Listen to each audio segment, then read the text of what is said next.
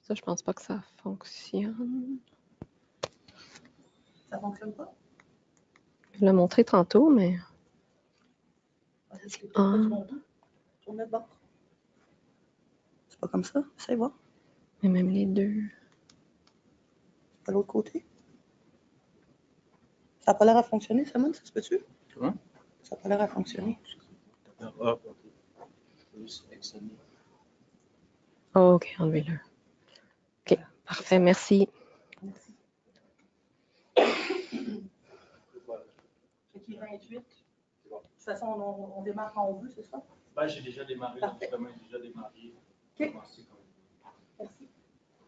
On va attendre jusqu'à 1h30. Oui, pas de problème. Ouais.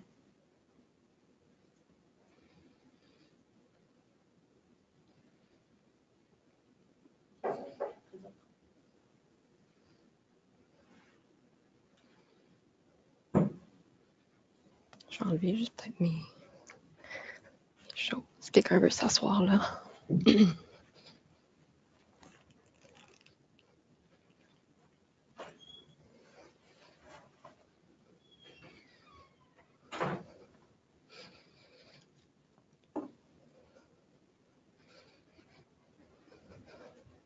Jean, c'est là.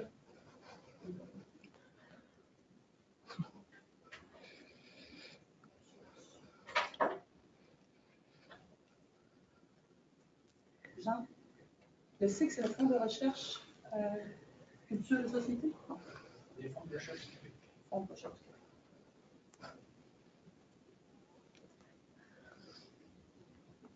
Alors, il est 8h30. Je vais faire mon petit pitch. OK.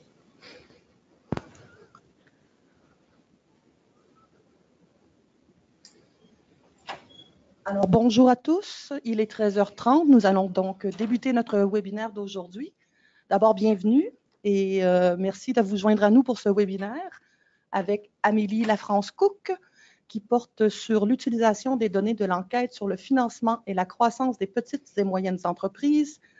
Donc, l'utilisation de cette enquête pour les fins de recherche dans le cadre d'un projet pilote qui est en cours présentement. D'ailleurs, l'appel de proposition, on va en entendre parler aujourd'hui, prend fin le 31 octobre prochain pour éventuellement, on l'espère bientôt, que ces données seront disponibles dans tous les CDR, donc tous les centres de données de recherche à travers le pays. Mon nom est Sarah Fortin, je suis coordonnatrice pour le transfert des connaissances pour le Réseau canadien des centres de données de recherche, le RCCDR. Comme vous le savez sans doute, le réseau est une infrastructure de recherche pan-canadienne qui compte 30 installations à travers le pays, dont les installations du CIQSS ici même au Québec, qui comprend lui-même 5 laboratoires situés à l'Université de Montréal, à l'Université McGill, à l'Université de Sherbrooke, à l'UQAM et à l'Université Laval. D'ailleurs, le webinaire d'aujourd'hui est organisé en collaboration avec le SIX, de sorte que nous avons des participants en ligne, mais également avec nous ici en personne au CIQSS à Montréal. Avant de présenter notre conférencière, j'aimerais signaler que le SIX organise ce jeudi et vendredi sa conférence internationale biannuelle qui porte cette année sur les questions migratoires, alors que le réseau, lui, tient sa conférence annuelle à Hamilton les 18 et 19 octobre prochains. Si jamais vous pouvez vous joindre à nous, je vous invite à vous rendre sur nos sites web respectifs pour en savoir plus sur les activités, donc sur les conférences, et pour vous inscrire. Donc, sans plus tarder, je vous présente notre conférencière d'aujourd'hui. Amélie est analyste économique au Centre canadien d'élaboration de données et de recherche économique, qui fait partie de la division de l'analyse économique à Statistique Canada. Elle a une maîtrise en économie, oui, de l'Université Queen's. Elle travaille dans la fonction publique canadienne depuis plus de 10 ans. Avant de se joindre à Statistique Canada, elle travaillait au ministère des Finances. Elle s'intéresse particulièrement dans ses recherches à la question de la productivité et de la dynamique des entreprises, au logement, la sécurité du revenu et l'accumulation de la richesse. Sa présentation durera une trentaine de minutes, après quoi nous prendrons vos questions. Notez que vos micros seront automatiquement fermés pendant sa présentation. de sorte que nous vous invitons à poser vos questions par écrit au cours de la présentation ou vers la fin. Pour ce faire, vous devez ouvrir le panneau de contrôle que vous voyez à votre écran de la plateforme GoToWebinar. Donc, pour ce faire, vous devez cliquer sur la flèche blanche qui est dans un petit carré orange. À ce moment-là, vous allez voir l'onglet « Questions » apparaître. Et donc, vous avez tout simplement écrit vos questions dans cet onglet et je les lirai pour vous, donc après la présentation d'Amélie. En terminant, j'aimerais remercier nos principaux partenaires, soit les universités hôtes d'un centre à travers le pays, Statistique Canada, ainsi que le Conseil de recherche en sciences humaines du Canada, la Fondation canadienne pour l'innovation et les instituts de recherche en santé du Canada, et ainsi que les fonds de recherche du Québec dans le cas du CQSS. Alors, sans plus tarder, merci beaucoup Amélie d'avoir accepté d'animer ce webinaire et je vous cède maintenant la parole. Okay. Merci Sarah. Donc, bienvenue au webinaire au sujet de l'utilisation des données de l'enquête sur le financement et la croissance des entreprises, des petites et moyennes entreprises aux fins de recherche économique dans les centres de données de recherche. Donc, mon nom est Amélie France-Cook. Je travaille dans la division de l'analyse économique à Statistique Canada, qui est aussi où est situé le Centre d'élaboration de données et de recherche économique, qu'on appelle aussi le CEDR, en anglais CEDR. Donc, pendant sa présentation cet après-midi, je vais discuter un peu de l'endroit où je travaille, du CEDR, et ce en quoi c'est un peu différent des centres de données de recherche. Je vais discuter un peu de l'enquête, des variables qui sont incluses et de l'accès qui sera disponible dans les centres de données de recherche. Et finalement, j'introduirai le projet pilote, ainsi que vous donnerez des détails concernant l'éligibilité et les détails concernant votre proposition de recherche. Donc, comme vous le savez probablement, Statistique Canada a pour mandat de produire des statistiques qui permettent aux Canadiens de mieux comprendre leur pays. Donc, dans le domaine des données sociales, que vous connaissez probablement très bien, Statistique Canada a aidé à mettre sur pied des centres de données de recherche.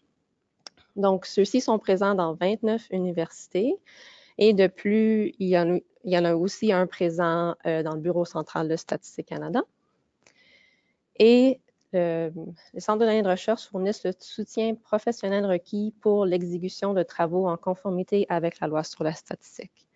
Donc, de la même façon, le CEDR a été créé pour permettre à Statistique Canada de mieux utiliser ses fonds de données sur les entreprises sans compromettre la sécurité. Donc, c'est vraiment le seul endroit où il est possible d'avoir accès à des microdonnées d'entreprise.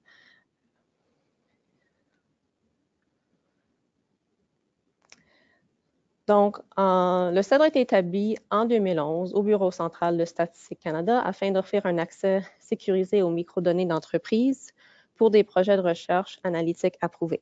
Donc, encore une fois, c'est le seul endroit où il est possible d'avoir accès aux données, mais c'est vraiment seulement aussi au bureau central qu'il est possible d'avoir accès à ces données. Donc, au CEDR, on a plusieurs clients qui couvrent environ 30 institutions académiques canadiennes et étrangères, et 16 agences et ministères fédéraux, gouvernements provinciaux et organismes sans but lucratif. Donc, en 2011, lorsque le CEDR a été établi, on avait environ une trentaine de projets et de chercheurs. Aujourd'hui, nous sommes rendus à presque une centaine de projets et de chercheurs. Donc, il y a eu une grande augmentation de projets et de chercheurs qui ont eu accès aux microdonnées au CEDR. Et ça aussi, il y a aussi une grande demande d'utiliser des données, des microdonnées d'entreprise. Donc, je vais retourner. Donc, comme j'ai dit, c'est vraiment seulement au CEDR qu'il est possible d'avoir accès aux microdonnées d'entreprise. Et par contre, maintenant, avec les projets pilotes que nous introduisons, il sera possible d'avoir accès à des microdonnées d'entreprise dans les centres de données de recherche. Donc, on essaie vraiment de rendre accessible aux microdonnées d'entreprise dans plusieurs endroits au Canada, donc pas juste dans le bureau central. Donc, en termes des activités du CEDR, donc on a plusieurs responsabilités. La première, c'est de fournir aux analystes approuvés un accès sécurisé à des microdonnées sur les entreprises pour des projets de recherche qui s'inscrivent dans le mandat de Statistique Canada. Donc ici, je vais vraiment mettre l'emphase sur ces projets de recherche. Donc, c'est très rare qu'on va accepter une proposition de recherche qui veut simplement produire des tabulations agrégées. Donc, on se concentre vraiment sur les projets de recherche, les projets analytiques qui utilisent des modèles multivariés. Le CED sert aussi de dépôt pour les microdonnées confidentielles ayant trait aux entreprises et dirige l'élaboration de nouvelles microdonnées d'entreprise. Donc, on a beaucoup de fichiers qui comprennent des données de microdonnées confidentielles sur les entreprises. Certaines sont des données administratives, donc on en reçoit de l'Agence du revenu du Canada, par exemple. Donc, on a beaucoup de données fiscales. Et on a aussi des données qui sont basées sur des enquêtes. Donc, celles-ci, on les reçoit de d'autres divisions de Statistique Canada, des divisions de sujets matières. Et en termes de l'élaboration de nouvelles microdonnées, donc ici, on a augmenté en augmentant le nombre de données qui sont accessibles au CED. On a aussi eu une grande augmentation de demandes à apparier des données. Donc, par exemple, on a apparié des données fiscales avec des données de plusieurs enquêtes. Donc, on a fait beaucoup de travail de ce côté-là, du développement de données. Le CED offre aussi des services de conseil en matière d'analyse. Donc, ici, par exemple, on va produire des tableaux ou des tabulations personnalisées lorsqu'il y a une demande. Donc, si un ministère veut qu'on produise des tableaux, on va le faire. On a des analystes qui vont le faire pour eux. Et on offre aussi des services de soutien aux utilisateurs de microdonnées sur les entreprises. Donc, pour tout chercheur qui veut accéder les données au CED, on offre un soutien continu en termes de leur accès, en termes de les programmes qu'ils produisent, qu'ils veulent utiliser, etc.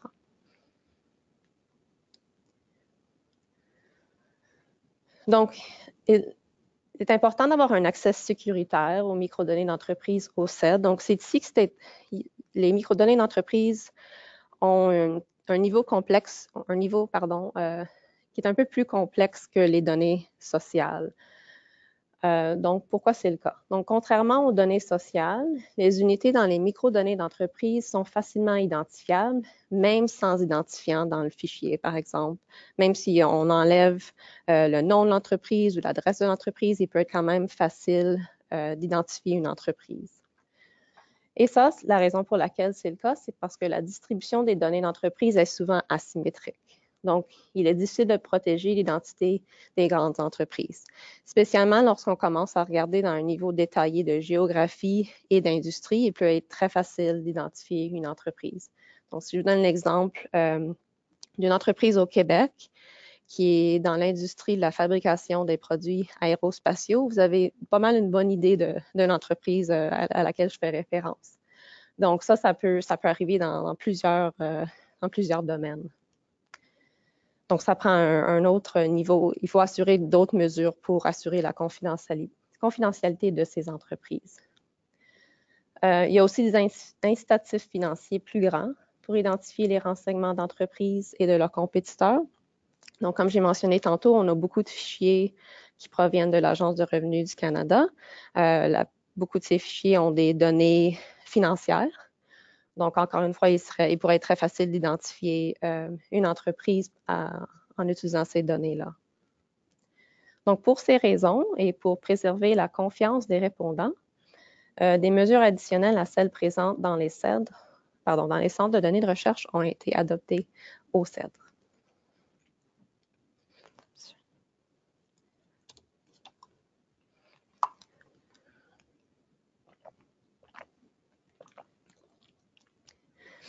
Donc, quel type de mesures est-ce qu'on a en place pour mitiger les risques au CED? Donc, comme j'ai mentionné tantôt, les projets de recherche qui sont approuvés sont strictement des projets analytiques. Donc, on limite le nombre de tabulations qui sont produites par les chercheurs. Donc, les tabulations qu'on va évaluer sont souvent des statistiques descriptives qui sont faites pour soutenir la recherche analytique. On a aussi une vérification centralisée. Donc ici, c'est semblable au centre de données de recherche. On a un ou une analyste qui vont évaluer les tableaux des chercheurs pour assurer la confidentialité. Et ici, souvent, on a des données qui proviennent de d'autres divisions, comme des enquêtes sur les entreprises. Donc, dans ces cas-ci, on va souvent collaborer avec ces divisions sujet-matière pour qu'ils puissent aussi vérifier les tableaux qui sont produits par les chercheurs. Il y a aussi un contrôle et une surveillance des logs de programme. Donc ici, c'est un peu pour assurer qu'il n'y a pas un chercheur qui essaie continuellement d'identifier une entreprise. Donc, parfois, on peut voir qu'ils essayent de voir s'il y a une industrie détaillée ou une géographie détaillée, comme j'ai mentionné tantôt. Donc, on essaie de vérifier leur log dans ces cas-ci pour assurer la confidentialité. Et finalement, et ici, c'est où c'est pas mal différent des centres de données de recherche, l'accès aux données est à travers une interface de Statistique Canada. Donc, ce qu'on veut dire, c'est que les observations réelles ne peuvent pas être visualisées par les chercheurs. La raison pour laquelle c'est le cas, donc les chercheurs ont accès à un fichier de données synthétique. Donc, ce fichier est fourni aux chercheurs pour qu'ils puissent regarder les données et avoir une idée de à quoi ressemblent les données. Et ça peut aussi les aider à préparer leur programme. Lorsqu'ils veulent avoir des tableaux qui utiliseraient les vraies données, ils vont soumettre leur programme à l'interface et ensuite ils vont recevoir des résultats, des tableaux qui utilisent les vraies données. Donc ça aussi, je vais en parler un peu tantôt de comment ça fonctionne. Donc on essaie toujours d'améliorer l'accès aux microdonnées d'entreprise. Donc c'est un travail vraiment continu au CED pour améliorer l'accès. Donc par exemple, on essaie de manière continue de toujours produire la documentation de données. Donc, comme j'ai mentionné tantôt, on a de plus en plus de fichiers de microdonnées qui sont appariés et il est important de produire de la documentation pour ces données, pour aider les chercheurs à utiliser les données et aussi à soumettre ou à préparer leurs propositions de recherche. Aussi, le plus possible, on essaie d'implémenter des actions suite aux commentaires des utilisateurs. Donc, tout au long du projet, donc, on consulte souvent avec les chercheurs pour voir comment procède leur projet et aussi comment ils trouvent l'interface, leurs commentaires sur la vérification aussi. Donc, ça aussi, c'est une chose qu'on essaie de faire le plus possible. Un des commentaires qu'on entend, ou celui qu'on entend le plus souvent, c'est que le coût de venir à Ottawa, c'est un important obstacle pour tous les chercheurs. Donc, si on prend par exemple un analyste qui habite en Colombie-Britannique puis qui doit se déplacer pour aller à Ottawa pour utiliser les microdonnées d'entreprise, donc ça peut coûter cher et ça prend du temps aussi à trouver un logement pour une semaine ou plus. Donc, ça, c'est une des raisons pour laquelle on introduit ces projets pilotes. Donc, c'est vraiment pour rendre l'accès aux microdonnées d'entreprise disponible dans plus qu'un endroit au Canada.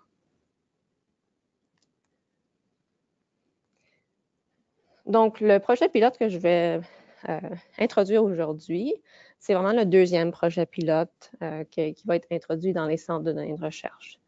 Le premier était la base de données synthétique d'entreprise T2PAL. Donc, c'est les données fiscales du T2 qui ont été appariées au programme de l'analyse longitudinale de l'emploi. Donc, ça, c'était le premier projet pilote qui a été implémenté dans les CED. Donc, il est vraiment en cours.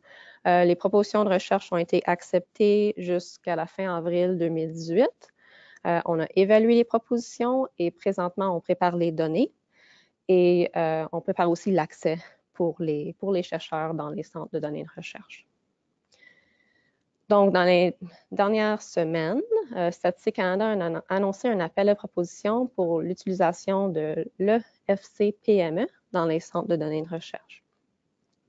Donc, ce fichier, c'est un fichier à usage scientifique. Donc, ça, je vais en parler un peu tantôt. Puis, ce fichier a été apparié aux données administratives de l'Agence du revenu du Canada.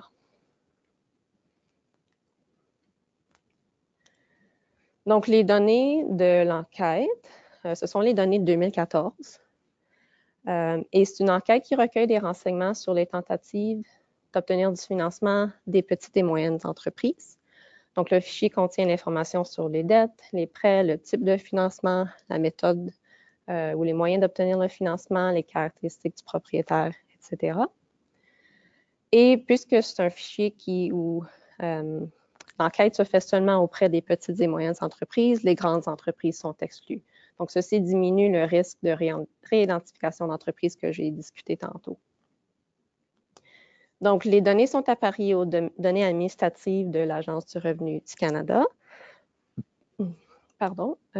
Donc, c'est vraiment certaines, ou je vais dire 17 variables qui proviennent de l'index général des renseignements financiers. Donc, ce sont des variables que les chercheurs ont tendance à utiliser, comme les actifs, les passifs, les revenus dépenses, les revenus dépenses nettes. Et ces variables sont disponibles de 2010 à 2014.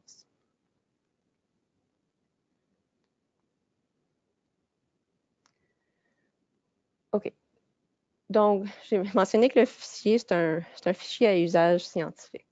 Donc, qu'est-ce que ça veut dire? Donc, ce qu'on a essayé d'établir, c'est on a essayé de produire un fichier qui n'était pas tout à fait synthétique comme le T2PAL. On voulait produire un fichier qui avait vraiment un bon côté analytique, disons, ou une validité analytique qui était très similaire aux données réelles. Donc, on a employé une combinaison de méthodes provenant de la documentation sur le contrôle de la divulgation. Donc, parce que c'est quand même des données côté entreprise, il fallait quand même assurer qu'on protège la confidentialité des entreprises. Donc, on a employé 3 méthodes. La première, c'est la suppression. Donc, ici, on a supprimé les identifiants directs, tels que le nom et l'adresse de l'entreprise. Et on a supprimé les identifiants indirects, tels qu'un niveau de géographie inférieur à la province. Donc, seulement la province est disponible sur le fichier.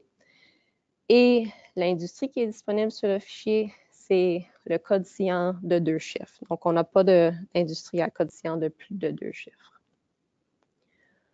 On a aussi utilisé l'agrégation, donc des variables qui pouvaient facilement être agrégées en groupes. On a agrégé en plus petits groupes. Donc, si vous pensez, par exemple, au nombre d'employés rémunérés, dans l'enquête, il y a beaucoup plus de catégories que celles que vous voyez ici. Donc, ici, il y en a seulement 4, mais dans l'enquête, il y en a plusieurs. Donc, on a utilisé des catégories plus petites. Et finalement, on a aussi employé la perturbation. Donc, ici, on a ajouté du bruit aléatoire aux variables qui ne pouvaient pas être facilement regroupées. Donc, par exemple, le taux d'intérêt pour un crédit à terme. Et le bruit ajouté, c'est basé sur une distribution triangulaire divisée avec un intervalle de 5 à 10 % de la valeur d'origine. Donc, on a ajouté en bref une perturbation ou un bruit de 5 à 10 % à une observation.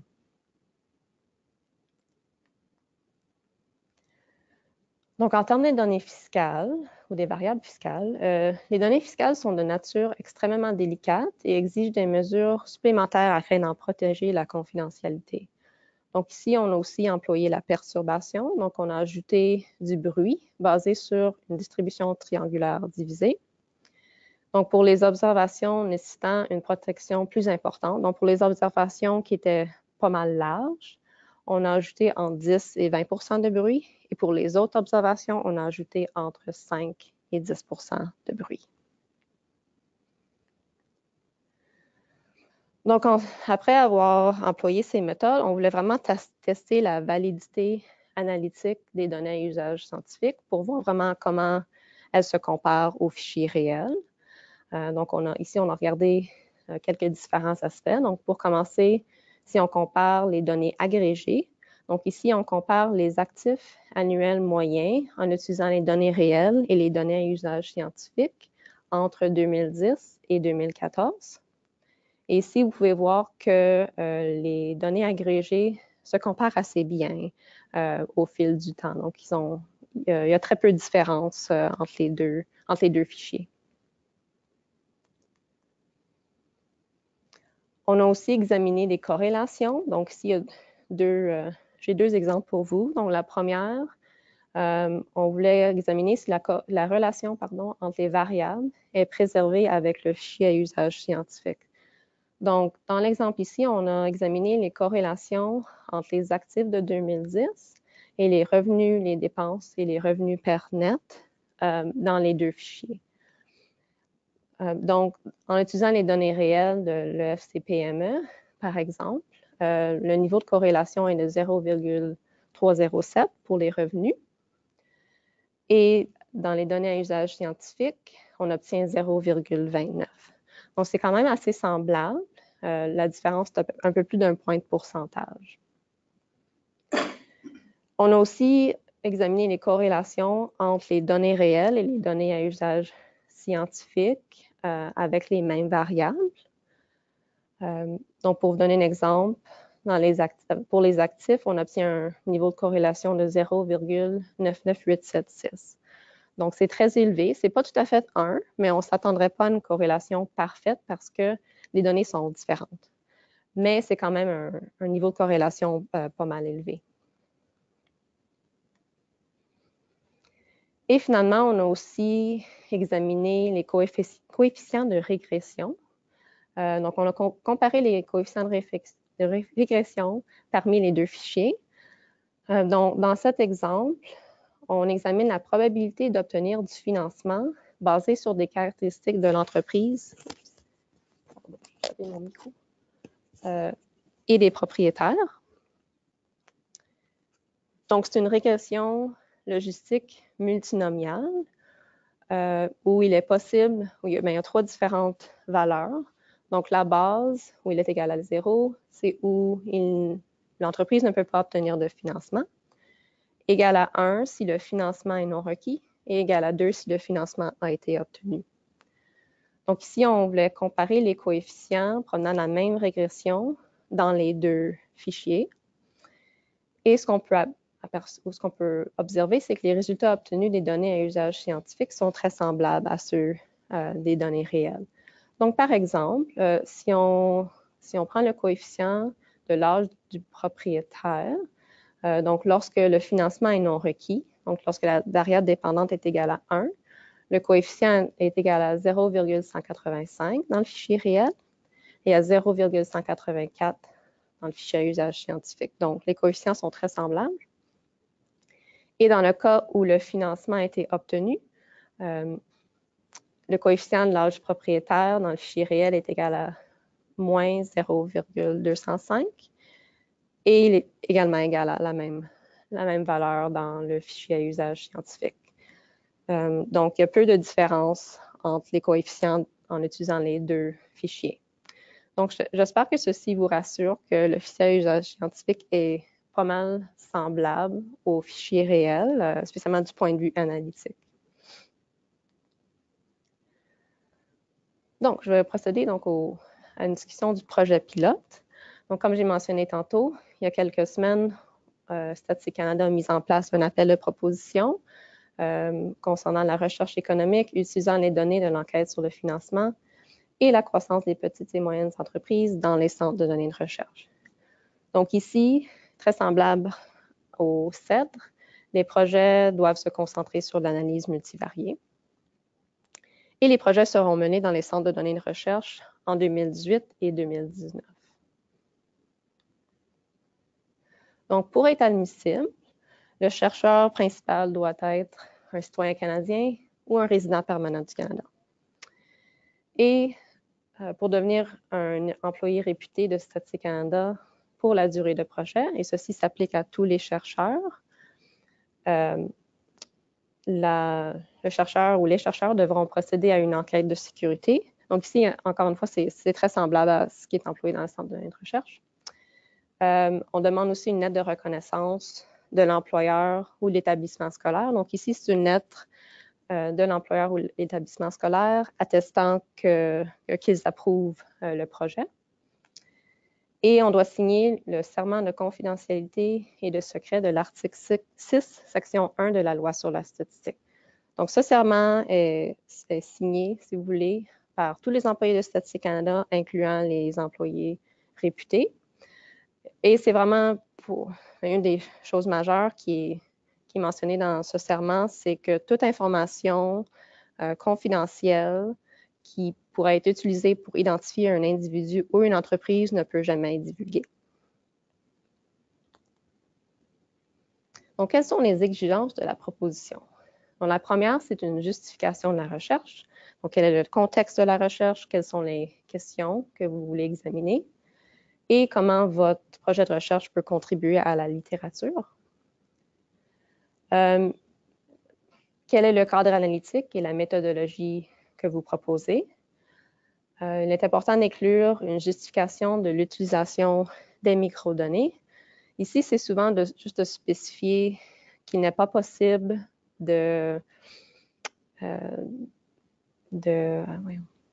mot que je pense. Il n'est pas possible d'établir le projet de recherche dans aucun autre endroit que le centre de données de recherche. Il est important de spécifier le besoin de données détaillées, donc le plus possible avoir une liste de variables que vous voulez utiliser dans votre projet. Ça, c'est très utile. Spécifier le centre de données de recherche dans lequel vous accéderez aux données.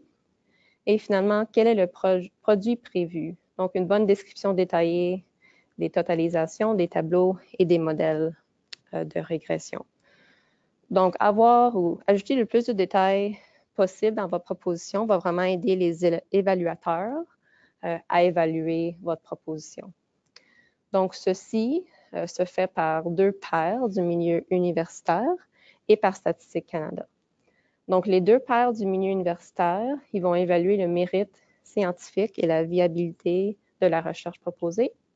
Ils vont également évaluer la pertinence des méthodes à appliquer et l'expertise des chercheurs et leur capacité d'effectuer la recherche. Donc ici, ça se fait souvent en examinant le CV des chercheurs. Et Statistique Canada va évaluer si le besoin est fondé, s'il y a un besoin fondé d'accéder aux microdonnées de l'enquête.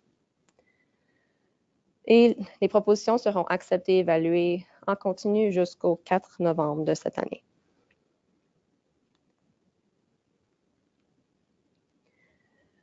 Donc, pour ce projet pilote, comme j'ai mentionné tantôt, l'accès sera un peu semblable au type d'accès qu'on emploie dans les CEDRE ou dans le CEDRE. Donc, les chercheurs vont vraiment avoir accès aux fichiers à usage scientifique. Donc, ils vont développer leur modèle en SAS ou Stata en utilisant ces données dans les centres de données de recherche.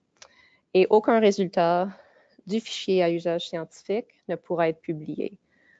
Donc, la façon que les données seront publiées, c'est que les programmes, sans erreur, seront envoyés au CEDRE par les analystes des centres de données de recherche pour être roulés sur les données réelles. Donc, les analystes dans le CEDRE vont utiliser la base de données réelle et ils vont rouler les programmes des chercheurs et produire vos résultats. Et les résultats finaux seront vérifiés et publiés par courriel par un ou une analyste du CEDRE. Donc, ce qu'on attend des chercheurs, c'est une ébauche d'articles de recherche. Et ici, je m'excuse, ça devrait être le 31 octobre 2019, donc ça vous donne pas mal plus de temps. Donc, on attend une ébauche d'articles. Et puisque c'est un projet pilote, le plus possible, on aimerait avoir des commentaires par écrit sur la base de données à usage scientifique. Donc, quelle est votre impression de la validité de votre usage de la base de données de l'enquête? Est-ce que vous avez trouvé que la documentation fournie a été assez? Et l'environnement de travail. Donc, comment avez-vous trouvé votre expérience en travaillant dans le centre de données de recherche et avoir accès aux microdonnées d'entreprise? Donc, tous ces commentaires vont nous aider à préparer nos prochains projets pilotes que je vous invite à consulter une fois qu'ils seront divulgués. Donc, je vous remercie et je vous invite à me poser des questions. Je suis là. Merci beaucoup. Merci à toi, Amélie. Donc, nous avons beaucoup de temps pour la période de questions. Je regarde en ligne. Est-ce que quelqu'un a soumis déjà une question?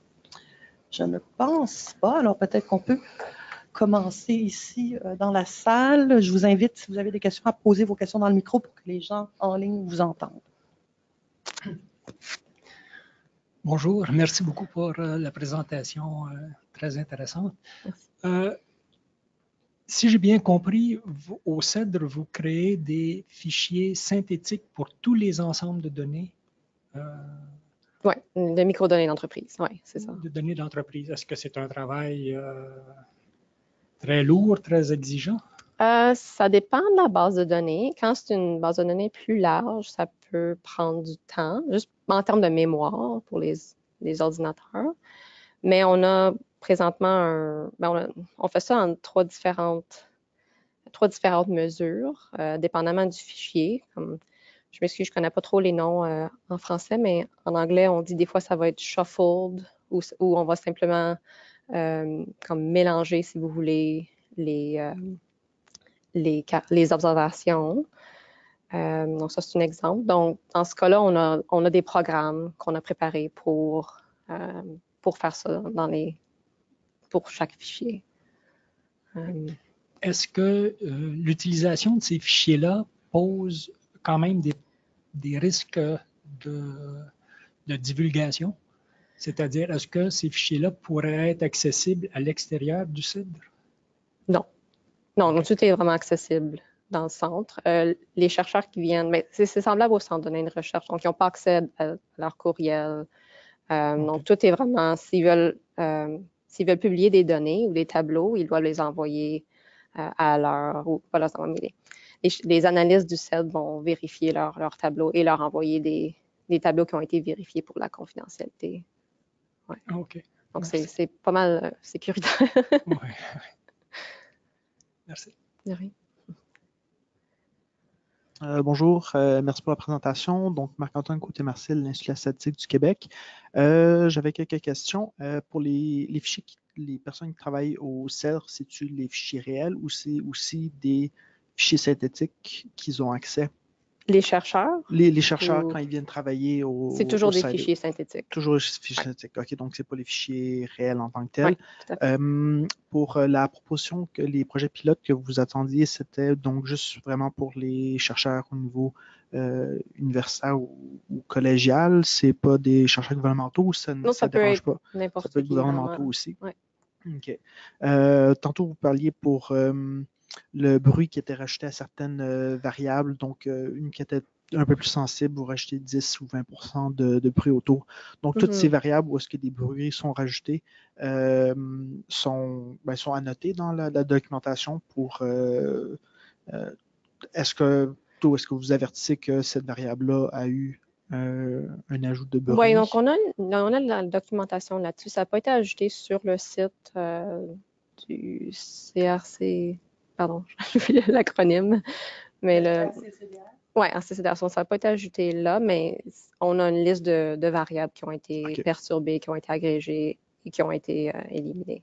Donc, le dictionnaire de données va juste comprendre toutes les variables qui sont incluses, mais ça ne mentionne pas si les variables ont été perturbées. Parfait. Merci. De rien.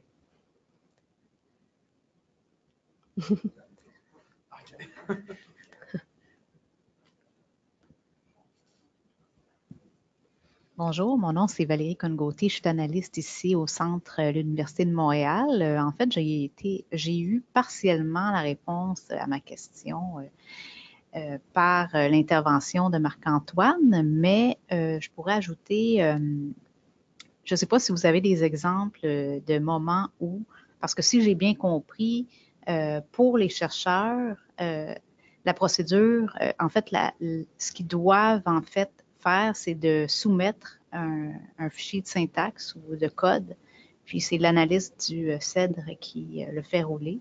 Oui. Puis s'il y a des problématiques qui surviennent avec dans le fond, le fichier de syntaxe, j'imagine que ça fait simplement allonger le processus pour les chercheurs. Oui. Donc, c'est pour ça qu'on offre le fichier synthétique pour que les chercheurs puissent vraiment tester leur programme, s'assurer que tout le roule bien. Parce que de notre côté, il va falloir si on trouve des erreurs, il va falloir qu'on contacte les chercheurs pour qu'ils fassent des modifications. Donc, c'est possible, mais ça peut prendre plus de temps, spécialement si le chercheur n'est pas là présentement ou n'est pas dans le centre pour pouvoir améliorer leur programme. OK. Merci beaucoup. De rien.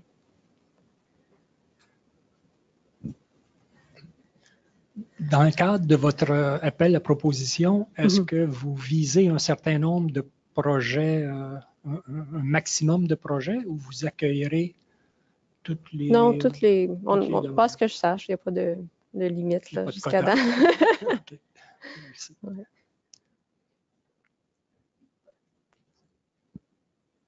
J'ai une question pour si jamais, lors de la recherche, on trouve qu'il y a d'autres variables qu'on aurait dû demander pour, comme on trouve quelque chose d'intéressant, on veut dire qu'on a oublié, on a demandé pour 10 des 17 variables, mais il y en a 2 autres qui seraient intéressantes à ajouter au projet. Est-ce que c'est possible, après que la demande est faite, d'ajouter des variables supplémentaires? Oui, c'est possible. Ça peut peut-être prendre plus de temps parce que là, il va falloir... Non, ça serait sur le même contrat, mais c'est juste du côté développement de données, il faudrait juste ajouter les variables puis les renvoyer le fichier au centre de données de recherche. Donc, ça peut peut-être prendre quelques jours de plus. OK. Ouais. Mais c'est faisable. C'est faisable, OK. oui. Ouais. Merci. Oui. Autre question. J'entendais parce que c'est juste certaines variables, donc comparativement à une enquête où est-ce que les chercheurs ont accès à toutes les variables, là c'est vraiment des variables spécifiques qui sont demandées pour le projet de recherche. Est-ce que les fichiers sont, disons, je demande une variable pour un projet, est-ce qu'après ça je vais retrouver cette même variable-là pour un autre projet, ou est-ce que les fichiers sont faits spécifiquement pour chaque projet de recherche? Donc, Je pense qu'ils sont faits pour chaque projet de recherche. OK. Puis spécialement, c'est parce que c'est aussi pour limiter que ça prenne du temps à rouler les programmes. Donc, on essaie de garder les fichiers le plus petit possible dans ces cas-ci, spécialement lorsqu'on ajoute des variables fiscales. Donc, il y a plusieurs entreprises, donc ça élargit le memory qu'on dit en anglais, qui est utilisé. Donc, c'est pour ça qu'on demande de vraiment se restricter aux variables qui vous intéressent. OK. Ouais. Mais ce que je veux dire, c'est plus quand vous créez un fichier synthétique, est-ce que c'est le même fichier synthétique qui est utilisé pour tous les projets de recherche, même si ce n'est pas toutes les variables? Ou est-ce que c'est vous prenez à base réelle puis vous créez un fichier synthétique pour chaque projet de recherche? Dans le cadre du projet pilote, ça va être le même fichier parce que c'est... Indépendamment des variables, ça va être les oui, parce que tout a déjà été fait, comme la perturbation, l'agrégation. Mais dans le cas où on est des projets dans le CED, là, ça peut être quand c'est des différentes données, là, ça peut être un différent... on va toujours refaire le processus de données synthétiques pour chaque projet, même si c'est la même base de données. Ça répond. Merci.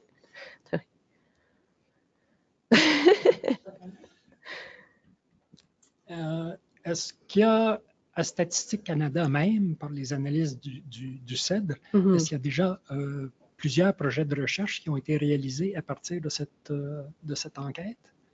Celle-ci en particulier? Oui, il y en a plusieurs qu'on a eu. Est-ce que vous pouvez un peu nous faire un survol des résultats ou des résultats les plus intéressants ou pour un peu illustrer le potentiel ou le type de questions?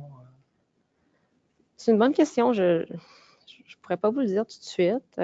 Si vous voulez, je peux faire une recherche de ce qu'on a fait ou des projets qu'on a eus dans le CED. Je vais vous envoyer ceux qui ont été publiés. À ma connaissance, je sais que, pas Statistique Canada, mais le ministère ICED, comme Innovation, Sciences et Développement économique, eux, ils ont utilisé cette base de données pas mal souvent. Je ne suis pas certaine si leur recherche est disponible en ligne, mais je vais vérifier. Merci.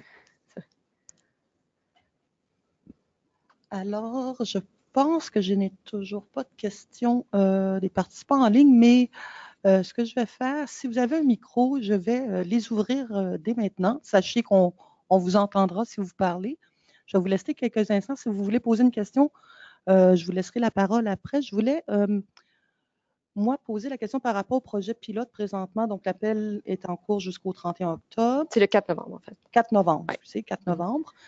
Ensuite, donc, il va y avoir l'étape de la recherche. À quel moment, je ne me souviens pas si vous l'avez mentionné, mais que potentiellement, ce sera effectivement disponible dans les centres de données de recherche? On vise pour cette année, mais ça va dépendre de combien de propositions qu'on Cette année reçoit. 2018, j'imagine que c'est plutôt 2019. Ça va probablement être 2019. Okay, ouais, parce que des fois, ça peut prendre du temps pour la sécurité, puis le tout, là, établir les contrats, mais... Ah, c'est excellent. Parce que j'allais poser la question suivante, mais peut-être qu'elle est moins pertinente maintenant que vous dites que ça sera dans les centres de données de recherche éventuellement dès 2019. Mais pour un chercheur qui voudrait entreprendre quelque chose dès maintenant, c'est quoi la procédure? Ils écrivent au CEDAR oui, avec un projet de recherche, un peu la même manière que pour les centres de données de recherche, mais directement à vous, oui, c'est ça. Avec le même procès. Oui, donc le même. J'ai mis le courriel. Le courriel est là ici, à l'écran, excellent. Moi, je reçois tous les courriels. Donc... OK, parfait. Puis je voulais aussi mentionner à tout le monde ici, puis à ceux qui nous écoutent, que vous avez mentionné que c'était le deuxième projet pilote. En fait, on a aussi tenu un webinaire concernant le premier projet pilote avec Lydia Couture, qui est disponible sur YouTube si jamais quelqu'un s'intéresse au T2PAL. Donc, c'est les données... c'est les données fiscales de T2 appariées au programme analytique. Programme analytique longitudinal de l'emploi. Alors, si jamais ça vous intéresse, c'est disponible sur YouTube. Donc, est-ce que j'ai d'autres questions en ligne? Je vous laisse un instant, allez-y. Je pense que ça est ici dans la salle, une dernière question. Excellent. Alors, écoutez, donc on va vous remercier d'avoir pris le temps de venir présenter l'enquête et le projet. On vous souhaite beaucoup de succès dans l'appel de proposition, j'en suis convaincue. Et on a hâte de les avoir dans les centres de données de recherche. Merci. Alors voilà qui conclut donc notre webinaire d'aujourd'hui. Merci à tous d'avoir été là. Merci à vous. Et simplement mentionner que le prochain webinaire sera en novembre en français concernant le recensement 2016. Au revoir.